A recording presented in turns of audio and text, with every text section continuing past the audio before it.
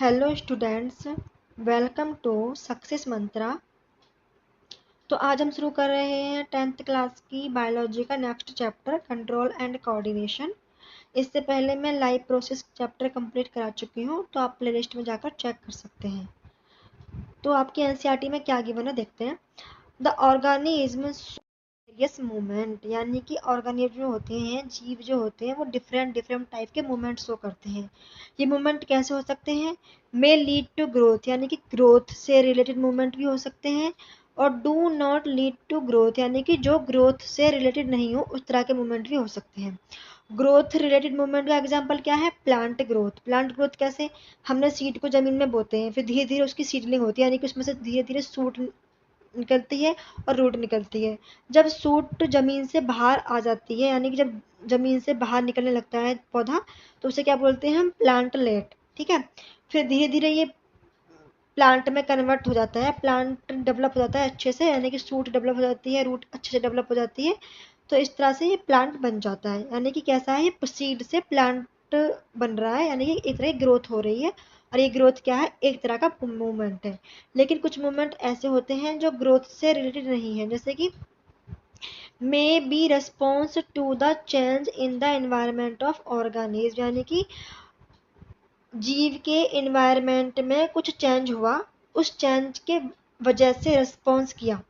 तो रिस्पॉन्स जो किया है वो क्या है? एक तरह का मूवमेंट है। सपोज कि आपको कुछ गर्म चीज से आपका हाथ टच हो गया, ठीक है, तो आपको वो चेंज फील हुआ, आपको वो गर्म फील हुआ ना, तो आपने उस गर्म फील होने की वजह से अपने हाथ को उससे हटाया, तो वो क्या है? एक तरह का मूवमेंट है। ठीक है। फॉर एग्जाम्पल, क्या क्या एग्जाम्पल है इसमें?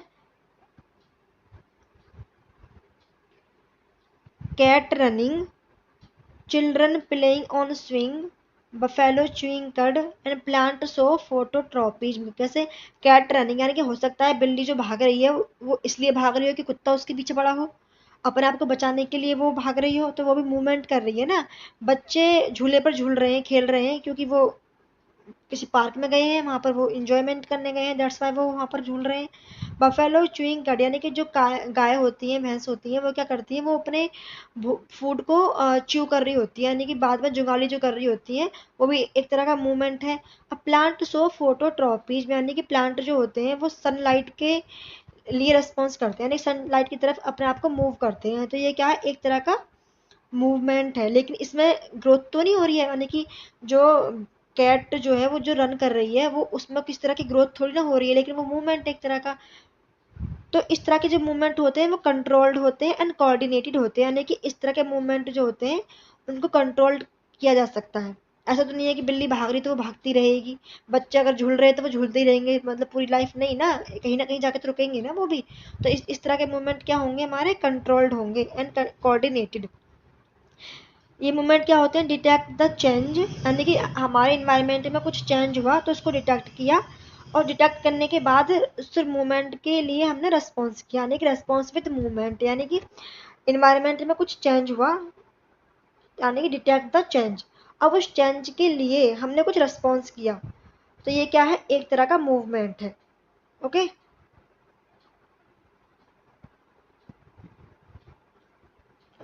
All event of our body are under neural and hormonal control, यानी कि हमारी बॉडी के जितने भी इवेंट होते हैं, जो भी हमारे बॉडी के अंदर एक्टिविटीज हो रही हैं, वो न्यूरल एंड हार्मोनल कंट्रोल के अंडर आती है, यानी कि हमारे नर्वस सिस्टम को कंट्रोल करता है, और हमारे हार्मोन्स, एंडोक्राइन सिस्टम जो होता है वो हमारा कंट्रोल कर रहा होता है। All organs of our body complement या कोऑर्डिनेट, यानी कि हमारी बॉडी के जितने भी ऑर्गन्स हैं वो कोऑर्डिनेटेड होते हैं with each other for effective functioning, यानी कि हमारी बॉडी के जितने भी ऑर्गन्स हैं वो एक बेस्ट फंक्शनिंग के लिए, एक इफेक्टिव फंक्शनिंग के लिए एक दूसरे के साथ कोऑर्डिनेट होते हैं। ठीक है। अब कंट्रोल एंड कोऑर्डिनेशन एनिमल्स में एंड प्लांट में किस तरह से होता है? कोऑर्डिनेशन इन एनिमल्स, तो एनिमल्स में क्या होता है, यानी कि ह्यूमन बींग्स या एनिमल्स में क्या होगा? नर्वस सिस्टम होगा एंड एंडोक्राइन सिस्टम होगा। नर्वस सिस्टम जो होगा वो किससे एसोसिएटेड होगा? न्यूरॉन से। और एंडोक्राइन सिस्टम किससे एसोसिएटेड है? हार्मोन से। और प्लांट में कोऑर्डिनेशन कैसे होता है? प्लांट मूवमेंट से एंड प्लांट हार्मोन से। ठीक है। सो अब क्या है, एनिमल का nervous system. In animals such control and coordination are provided by nervous and muscular tissue, यानी कि एनिमल्स में जो कंट्रोल एंड कोऑर्डिनेशन हो रहा है वो नर्वस एंड मस्कुलर टिश्यूज के द्वारा होता है। ठीक है, सपोज कि touching a hot object is a urgent and dangerous situation, यानी कि मान लो हमने किसी गर्म चीज को टच कर लिया तो वो कैसी है, अर्जेंट है और डेंजरस सिचुएशन है हमारे लिए, तो we need to detect it, यानी कि अब हमें इसे डिटेक्ट करना पड़ेगा। We need to detect it and respond to it, यानी कि हमने किसी गर्म चीज को टच किया है तो उसके लिए हमें डिटेक्ट करना पड़ेगा और फिर चेंज के लिए हमें रिस्पॉन्स करना पड़ेगा। तो how do we detect that we are touching a hot object, तो हम कैसे पता करेंगे कि हमने किसी गर्म चीज को टच किया है। तो all information from our environment is detected by the specialised tip of some nerve cells, यानी कि इन्वायरमेंट से जितनी भी इंफॉर्मेशन है वो नर्व सेल्स की स्पेशलाइज्ड टिप्स के द्वारा डिटेक्ट की जाती है। कौन सी है वो स्पेशलाइज्ड टिप्स, डेंड्राइट्स, यानी कि नर्वस, ये है न्यूरॉन, ये नर्व सेल है। नर्व सेल में क्या है, ये जो देख रहे हो ना आप, ये ब्रांच जो निकल रही है ये क्या है, डेंड्राइट्स, यही है वो जो डिटेक्ट करती हैं चेंजेस को, यानी कि जो भी इन्वायरमेंट में चेंज हो रहा है उसको डिटेक्ट करने का काम किसका है, डेंड्राइट्स का है। ये क्या है, नर्व सेल्स की स्पेशल टिप्स है। Okay, these receptors are usually located in our sense organs, यानी कि जितने भी रिसेप्टर्स हैं जो डिटेक्ट कर रहे हैं चेंजेस को वो हमारे सेंस ऑर्गन्स में प्रेजेंट होते हैं।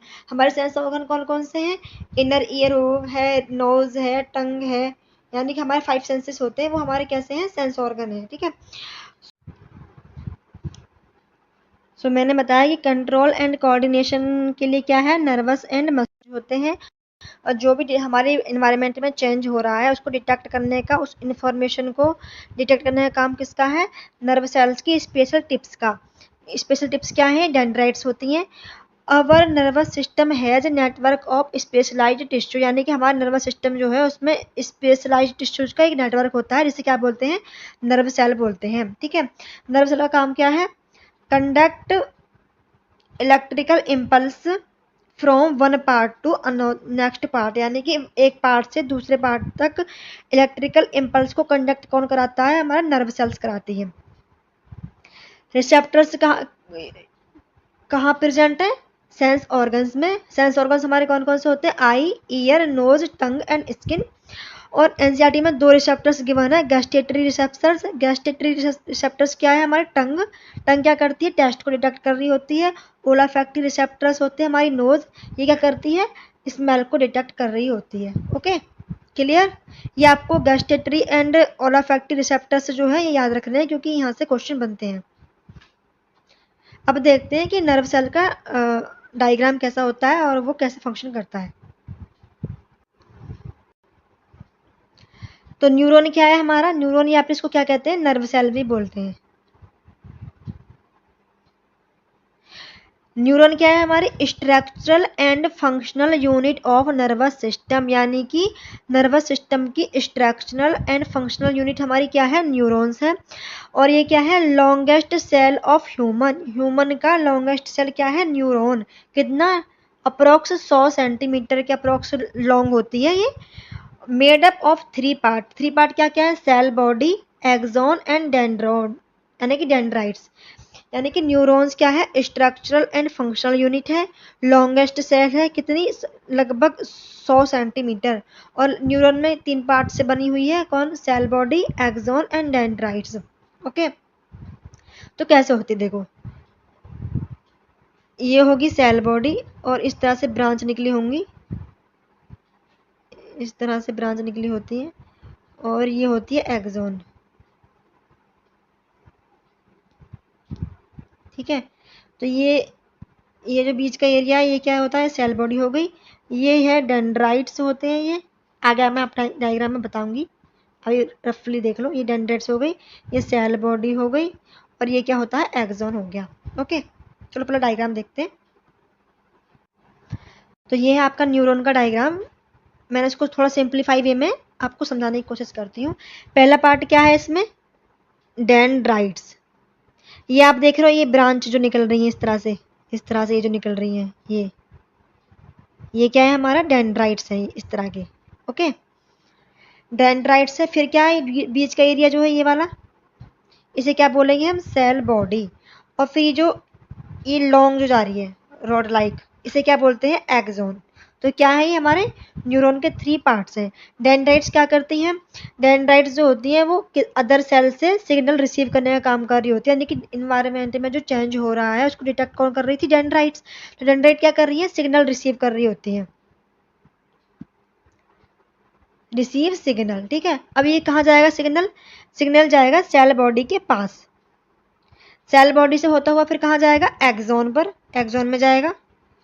देन एक्सोन के एंडिंग पार्ट पर जाएगा, यहाँ से इस तरह से एंडिंग पार्ट पर जाएगा। ठीक है, और यहाँ एंडिंग पार्ट पर क्या होते हैं, साइनेप्टिक नोब्स होते हैं। ये जो आप देख रहे हो पाउच लाइक जो देख रहे हो आप, ये क्या है, साइनेप्टिक नोब। साइनेप्टिक नोब में क्या होते हैं, ये मान लो ये हो गया एक साइनेप्टिक नोब, इसमें हो गए छोटे छोटे साइनेप्टिक वेसिकल्स। ठीक है, अब साइनेप्टिक वेसिकल्स में क्या होता है, केमिकल फिल होगा।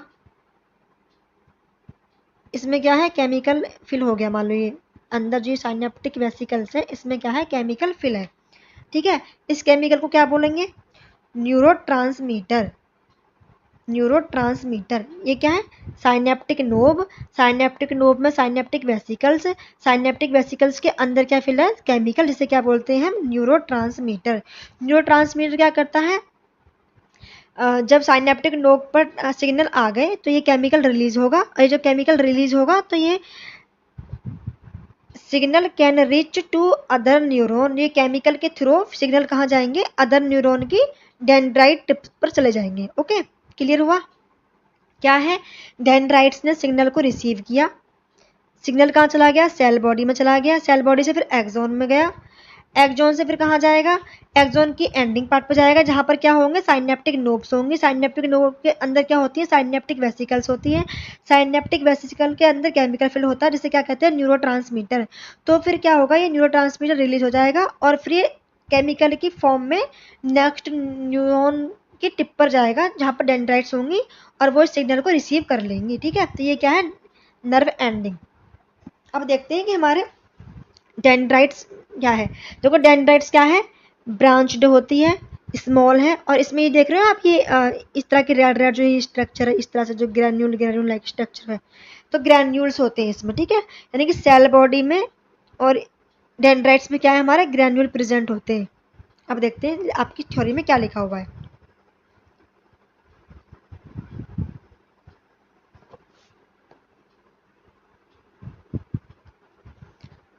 तो सेल बॉडी क्या है, ग्रैन्युलर साइटोप्लाज्म प्रेजेंट होता है इसमें, यानी कि ये देखो, ये है आपकी सेल बॉडी। सेल बॉडी के बीच का पोर्शन देखो, इस वाले एरिया को देखो, इसमें क्या है, साइटोप्लाज्म प्रेजेंट है। कैसा है, ग्रैन्युलर साइटोप्लाज्म प्रेजेंट है, ग्रैन्यूल लाइक, यानी कि छोटे छोटे दाने की टाइप से साइटोप्लाज्म प्रेजेंट होता है। इसे क्या बोलते हैं, नियोप्लाज्म या न्यूक्लियोप्लाज्म। तो सेल बॉडी में हमारा क्या है, ग्रैन्युलर साइटोप्लाज्म प्रेजेंट है, जिसे क्या बोलते हैं, नियोप्लाज्म या न्यूक्लियोप्लाज्म। ग्रैन्यूल लाइक स्ट्रक्चर को क्या बोलेंगे, निसल्स ग्रैन्यूल, यानी कि जो ये छोटी छोटी ग्रैन्यूल्स है ना, इन्हें क्या बोलते हैं, निसल्स ग्रैन्यूल। निसल ग्रैन्यूल क्या है, सेंटर ऑफ प्रोटीन सिंथेसिस, यानी कि निसल ग्रैन्यूल्स में प्रोटीन का सिंथेसिस होता है। और ये कहाँ प्रेजेंट है, सेल बॉडी में एंड डेंड्राइट्स में। और कहाँ एब्सेंट है, ये याद रखना है, एक्सोन में हमारे निसल ग्रैन्यूल प्रेजेंट नहीं होते। ये जो आप देख रहे हो, ये जो छोटे छोटे दाने लाइक जो स्ट्रक्चर है, इसको क्या कहेंगे, निसल ग्रैन्यूल बोलते हैं। और ये सेल बॉडी में और डेंड्राइट्स में प्रेजेंट होते हैं, एक्सोन में प्रेजेंट नहीं होते। और ये बने किसके होते हैं, rough endoplasmic reticulum and ribosome से बने होते हैं। ठीक है, निसल ग्रैन्यूल कहाँ प्रेजेंट है, सेल बॉडी में एंड डेंड्राइट्स में। कहाँ एब्सेंट है, एक्सोन में। निसल ग्रैन्यूल का काम क्या है, प्रोटीन सिंथेसिस, एंड ये किसके बने होते हैं, rough endoplasmic reticulum and ribosome. ठीक है, सेल बॉडी में क्या है, न्यूमरस माइटोकॉन्ड्रिया प्रेजेंट होता है, यानी कि बहुत सारे माइटोकॉन्ड्रिया हमारे सेल बॉडी में प्रेजेंट होते हैं। इनका काम क्या है? Provide energy of conduction of nervous system, यानी कि नर्वस सिस्टम के कंडक्शन के लिए एनर्जी कौन प्रोवाइड करता है? माइटोकॉन्ड्रिया। तो बहुत सारे माइटोकॉन्ड्रिया हमारे सेल बॉडी में प्रेजेंट होते हैं। सेल बॉडी में हमारा न्यूक्लियस प्रेजेंट होता है। क्लियर? एक बार फिर रिपीट करते हैं। सेल बॉडी में क्या है? साइटोप्लाज्म है। कैसा साइटोप्लाज्म है? ग्रैन्युलर। तो इसे क्या बोलेंगे? न्यूप्लाज्म बोलते हैं। ग्रैन्यूल लाइक स्ट्रक्चर को क्या बोलते हैं? निसल्स ग्रैन्यूल बोलते हैं। निसल ग्रैन्यूल जो होता है वो प्रोटीन सिंथेसिस का एक सेंटर है और इस सेल बॉडी एंड डेंड्राइट्स में प्रेजेंट होता है और एक्सोन में एब्सेंट होता है। निसल ग्रैन्यूल्स जो होते हैं वो rough endoplasmic reticulum and ribosome से मिलकर बनते हैं और सेल बॉडी में हमारे बहुत सारे माइटोकॉन्ड्रिया प्रेजेंट होते हैं जो क्या करते हैं? नर्वस सिस्टम को एनर्जी प्रोवाइड करते हैं और हमारे सेल बॉडी में क्या है? न्यूक्लियस प्रेजेंट होता है। क्लियर? ये आपका सेल बॉडी का ये बीच का जो पोर्शन है, ये वाला पोर्शन जो है ये हमारा सेल बॉडी है। क्लियर? ये डेंड्राइट्स हैं, ये आपका न्यूक्लियस हो गया और ये जो ये ग्रैन्युलर स्ट्रक्चर क्या होगी? निसल ग्रैन्यूल्स हो गई। अब आते हैं डेंड्राइट्स पर। डेंड्राइट्स हमारा क्या है? शॉर्ट है, ब्रांच्ड है, क्योंकि ये इस तरह से है ना, ये इस तरह से ब्रांच्ड होती है। ये ब्रांच है, इस तरह से ब्रांच है, इस तरह से ब्रांच है। ठीक है? Transmit impulse toward cell body, यानी कि जो उसने सिग्नल रिसीव किए थे उस सिग्नल को, उन इम्पल्स को ट्रांसमिट करता है किसके? सेल बॉडी के थ्रू। ठीक है? निसल ग्रैन्यूल्स हमारे डेंड्राइट्स में ही प्रेजेंट होते हैं और इसे क्या कहते हैं? Efferent fibre. एफरेंट फाइबर क्यों बोल रहे हैं? क्योंकि ये सिग्नल को रिसीव कर रहा है, यानी कि सिग्नल इसकी इस तरफ आ रहे हैं। डेंड्राइट क्या कर रहा है? सिग्नल को रिसीव करने का काम करता है, यानी कि सिग्नल का आना यानी क्या है? एफरेंट फाइबर है। ओके, अब आते हैं एक्सोन पर। एक्सोन क्या है हमारा? Longest fibre of cell body. Longest fibre of cell body क्या है हमारा? एक्सोन है। यूनिफॉर्म डायमीटर होता है, यानी कि यूनिफॉर्मली होता है, ऐसा नहीं है कि कहीं पर मोटा कहीं पे पतला। और एक्सोन का जो साइटोप्लाज्म होता है उसे क्या बोलते हैं? हम एक्सोप्लाज्म बोलते हैं। प्लाज्मा मेम्ब्रेन जो होती है एक्सोन की उसको क्या बोलते हैं? एक्सोलीमा बोलते हैं। कहने का मतलब ये है साइटोप्लाज्म है, एक्सोन का साइटोप्लाज्म है तो उसे एक्सोप्लाज्म बोलेंगे। प्लाज्मा मेम्ब्रेन अगर एक्सोन की है तो उसे क्या बोलेंगे? Axolemma. Axon covered by axolemma. Okay, देखो कैसे, देखो ये आपका, मैंने आपको छोटा सा एक कट बनाकर दिखाया है। इसमें तो क्या है? ये एक्सोन है, ये एक्सोन हो गया, इसके अंदर ये जो फिलअप है इसे क्या बोलेंगे? साइटोप्लाज्म। तो ये एक्सोन का साइटोप्लाज्म है, इसे क्या बोल देंगे? एक्सोप्लाज्म बोल देंगे। एक्सोप्लाज्म जो होता है वो कवर्ड किससे होगा? इस तरह से होगी, इस पर इसके दोनों तरफ, बाहर की तरफ जो होगी इसे क्या कहेंगे? एक्सोलीमा।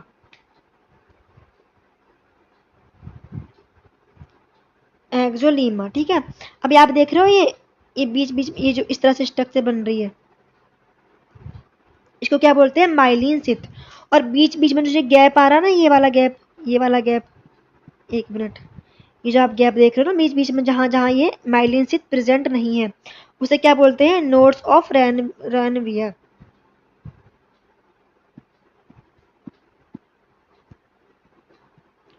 नोड्स ऑफ रैनवियर किसे बोलेंगे? जहां पर माइलिन शीथ एब्सेंट होती है। ठीक है? क्लियर? तो क्या था? एक्सोन जो है वो हमारे एक्सोलीमा से कवर्ड है। एक्सोलीमा जो कवर्ड है विद फॉस्फोलिपिड, यानी कि फॉस्फोलिपिड जो क्या है? Myelin sheath. ये आपका एक्सोन हो गया। एक्सोन जो कवर्ड है वो किससे कवर्ड है? एक्सोलीमा से कवर्ड है। ये एक्सोलीमा हो गया। ठीक है? अब एक्सोलीमा किससे कवर्ड है? ये देख रहे हो ना फॉस्फोलिपिड, ये जो है माइलिन शीथ। माइलिन शीथ किसकी बनी होती है? फॉस्फोलिपिड्स की बनी होती है। ठीक है? माइलिन शीथ कैसी है? इरेगुलर है अराउंड द एक्सोन, यानी कि एक्सोन के दोनों तरफ जो है माइलिन शीथ इरेगुलर है। कैसे? देखो जहां जहां पर बीच बीच में गैप आ रहा है, यानी कि इस तरह से थोड़ी ना ये, कि इस तरह से थोड़ी ना कि पूरी है, नहीं, बीच बीच में गैप आ रहा है, ये वाला गैप आ रहा है, ये वाला गैप आ रहा है, तो यानी कि इरेगुलर है। Okay, where around the axon, मतलब एक्सोन के चारों तरफ जहां माइलिन शीथ एब्सेंट है उसे क्या बोलते हैं? Nodes of Ranvier. मैंने आपको बताया माइलिन शीथ किसकी बनी है? फॉस्फोलिपिड की। तो यानी कि एक्सोलीमा के दोनों ओर इरेगुलर माइलिन शीथ होती है, और जहां जहां पर माइलिन शीथ एब्सेंट है तो उस गैप को क्या बोलेंगे, nodes of Ranvier. Okay, myelinated यानी कि मेडुलेटेड नर्व फाइबर जो होते हैं उन्हें कैसे होते हैं, nerve fibre with myelin sheath, यानी कि अगर माइलिन शीथ प्रेजेंट है तो उसे क्या बोलेंगे, माइलिनेटेड या मेडुलेटेड नर्व फाइबर। और अगर नर्व फाइबर माइलिन शीथ के बिना है यानी कि माइलिन शीथ एब्सेंट है तो उसे क्या बोलेंगे, नॉन माइलिनेटेड या नॉन मेडुलेटेड नर्व फाइबर। यानी कि ये वाला क्या है, माइलिनेटेड है, और ये वाला क्या है, नॉन माइलिनेटेड नर्व फाइबर है। ओके, एक्सॉन के जो एंड जो होता है उस each branched end in synaptic knob, each branched ends in synaptic knob. मैंने आपको बताया था कि एक्सॉन की जो एंडिंग है उसमें इस तरह से जो साइनेप्टिक नोब थे इस तरह के, ठीक है, इस तरह से इसकी नर्व एंडिंग होती है। एक्सॉन क्या करते हैं, transmit impulse away from cell body, यानी कि डेंड्राइट्स क्या कर रहे थे, सेल बॉडी की तरफ को सिग्नल लेकर आ रहे थे, और एक्सॉन क्या कर रहा है, सेल बॉडी से सिग्नल लेकर जा रहा है। Okay, transmit impulse away from cell body to synapse या न्यूरोमस्कुलर जंक्शन, यानी कि जहां पर नेक्स्ट न्यूरॉन की डेंड्राइट्स प्रेजेंट होती है और एक्सॉन की एंडिंग होती है, उनके बीच के गैप को क्या बोलते हैं हम, न्यूरोमस्कुलर जंक्शन बोलते हैं। देखो कैसे, डेंड्राइट्स ने क्या किया, सिग्नल को रिसीव किया यानी कि इम्पल्स को रिसीव किया और सेल बॉडी की तरफ को लेकर आ गया, ठीक है, सेल बॉडी की तरफ को लेकर आ गया, ठीक है। अब कहाँ जाएगा सिग्नल, सेल बॉडी से कहाँ जाएगा, एक्सॉन में, यानी कि एक्सॉन क्या कर रहा है, सेल बॉडी से दूर लेकर जा रहा है, डेंड्राइट्स क्या कर रहा है, सेल बॉडी की तरफ को लेकर आ रहा है, और एक्सॉन क्या कर रहा है, सेल बॉडी से दूर लेकर जा रहा है। ये पॉइंट क्लियर। अब क्या है, एक्सॉन का एंड टर्मिनल पर क्या थे, साइनेप्टिक नोब्स थे जिसमें क्या था, केमिकल फिल था, न्यूरोट्रांसमीटर। अब देखो ये क्या है, दूसरी न्यूरॉन है, ये है फर्स्ट न्यूरॉन और ये है सेकंड न्यूरॉन। तो फर्स्ट न्यूरॉन से सेकंड न्यूरॉन की तरफ सिग्नल ट्रांसमिट करने, तो ये देख रहे हो ये क्या है, साइनेप्टिक नोब, ये साइनेप्टिक नोब है, यहाँ से केमिकल रिलीज होगा और सिग्नल कहाँ जाएंगे, फिर नेक्स्ट न्यूरॉन की डेंड्राइट पर चले जाएंगे। तो ये क्या है, यहाँ का जहाँ पर ये मैट कर रहे हैं, जहाँ पर एक्सॉन का टर्मिनल और नेक्स्ट न्यूरॉन की डेंड्राइट्स मैट कर रहे हैं, इनके बीच के जंक्शन को क्या बोलेंगे, न्यूरोमस्कुलर जंक्शन। क्लियर, ये वाला जो ये क्या है, न्यूरोमस्कुलर जंक्शन, यहाँ पर न्यूरोट्रांसमीटर रिलीज होते हैं और सिग्नल फिर नेक्स्ट डेंड्राइट्स पर चले जाते हैं। ओके, तो आपको इंपॉर्टेंट पॉइंट याद रखने हैं, नर्व इम्पल्स क्या है, इलेक्ट्रोकेमिकल इंफॉर्मेशन है विच पासिस थ्रो न्यूरॉन, यानी कि न्यूरॉन से जो इंफॉर्मेशन पास हो रही है वो कैसी है, इलेक्ट्रोकेमिकल है, और उसे क्या बोलेंगे हम, नर्व इम्पल्स यानी कि सिग्नल। न्यूरोट्रांसमीटर्स क्या होते हैं, केमिकल सबस्टांस होता है which transmit message one neuron to another neuron, यानी कि एक न्यूरॉन से दूसरे न्यूरॉन की तरफ मैसेज को ट्रांसमिट करने का काम किसका है, न्यूरोट्रांसमीटर का, जो क्या है, एक तरह का केमिकल है। फॉर एग्जांपल एसिटोकोलिन, एसिटोकोलिन आपका एक तरह का न्यूरोट्रांसमीटर है जो वन न्यूरॉन से अनदर न्यूरॉन को मैसेज ट्रांसफर कर रहा होता है। ओके, ये मैं आपको क्लियर कर ही चुकी हूँ। अब देखो एक बार रिपीट कर लेते हैं ताकि आपको अच्छे से याद हो जाए। ये क्या है, डेंड्राइट्स हैं, डेंड्राइट्स ने क्या किया, सिग्नल को रिसीव किया है, फिर कहाँ पहुंचा दिया इसको, सेल बॉडी की तरफ, सेल बॉडी है, सेल बॉडी से फिर एक्सॉन क्या करेगा, एक्सॉन सेल बॉडी से दूर लेकर जाएगा सिग्नल, और इस तरह से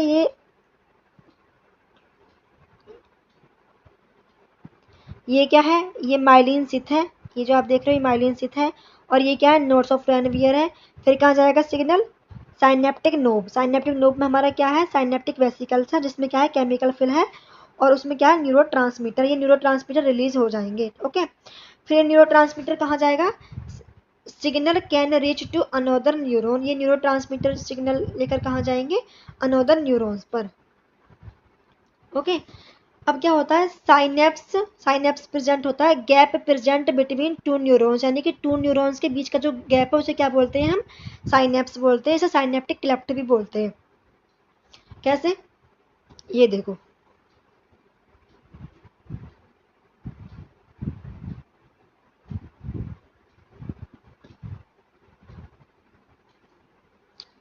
ये देख रहे हो ना, ये क्या है हमारा साइनेप्टिक क्लेफ्ट, साइनेप्टिक गैप है, इसे साइनेप्टिक क्लेफ्ट भी बोलते हैं, जिसको मैंने जंक्शन बोला था अभी आपको। ठीक है, यानी कि दो न्यूरॉन्स के बीच के गैप को क्या बोलेंगे, साइनेप्स बोलेंगे, इसे साइनेप्टिक क्लेफ्ट भी बोलते हैं।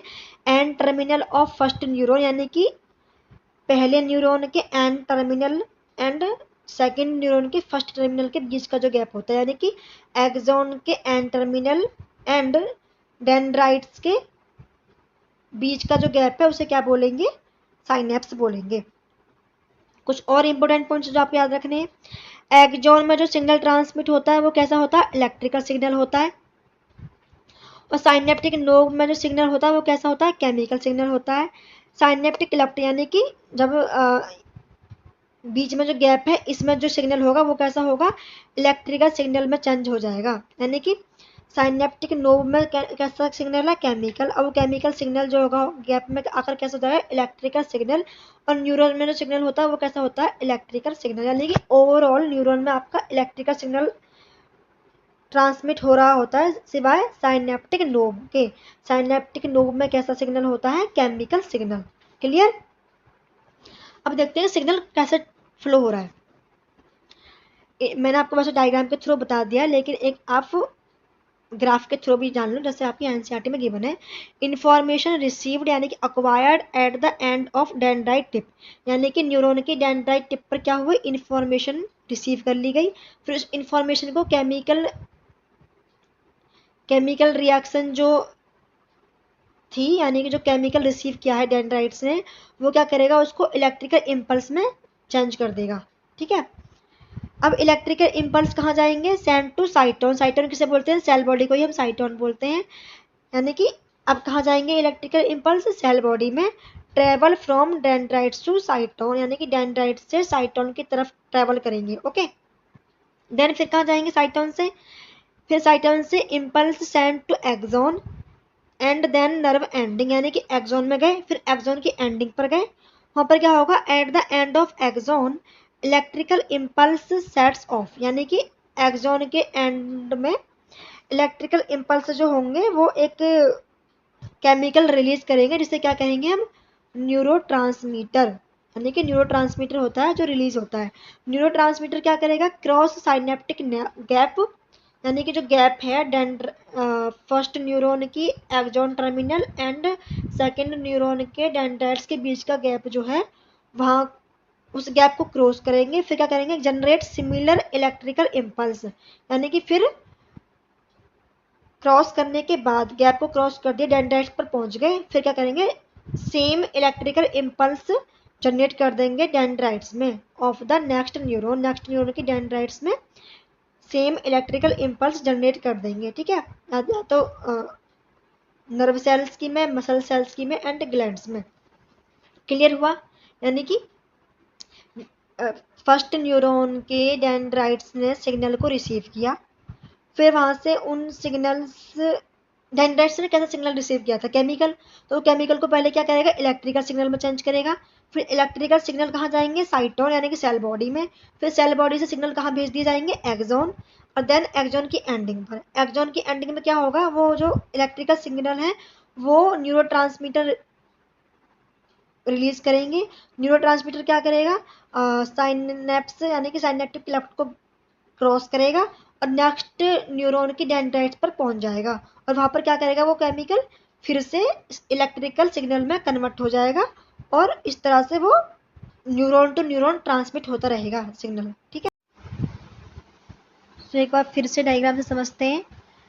डेंड्राइट्स ने क्या किया है, सिग्नल को रिसीव किया है, फिर सिग्नल कहाँ गए हैं, सेल बॉडी के पास गए हैं। ठीक है, तो डेंड्राइट्स क्या कर रहा है, सिग्नल को सेल बॉडी की तरफ लेकर आने का काम। ओके, एक्सॉन क्या कर रहा है, सेल बॉडी से सिग्नल को दूर दूर लेकर जाने का काम कर रहा है। तो फिर सिग्नल कहाँ पहुंच जाएंगे, एक्सॉन के एंड टर्मिनल पर, जहाँ पर क्या है, ये साइनेप्टिक नोब है।